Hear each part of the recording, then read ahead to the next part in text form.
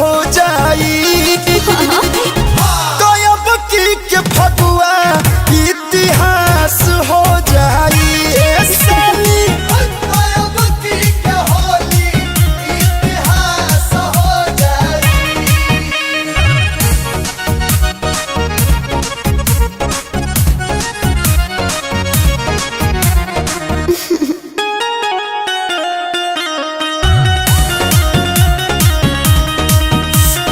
सुखा सुखा कद चटर चटर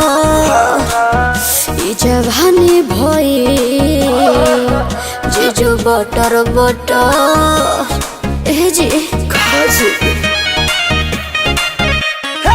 कोरी कमरिया से साड़ी हटा के डालब सटा के पिचुकारी सटा के। अच्छा ओ जीजू चले का उदास हो जाए। कोरा में हमारा लिमिट सब करस हो जाई। तो अब की के फगुआ इतिहास हो जाई।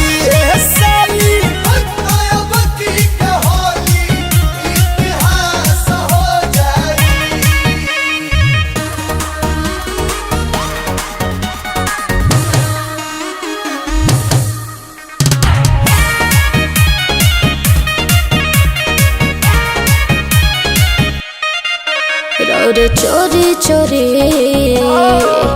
यह खाता चले जनी हसु प्रियांशु के कुछ पता चले। बात बुझे नहीं ना हो हाँ? ना हो तू दबेलू बड़ी में हर के माजा पाजा में आजा सोना पाजा में आजा। अकलो खला कुछ खास हो जाए। हर परती परल धरती कई चास हो जाई। तो अब की के फगुआ इतिहास हो जाई। सोना अब की के होली इतिहास हो जाई। तो विचार करी।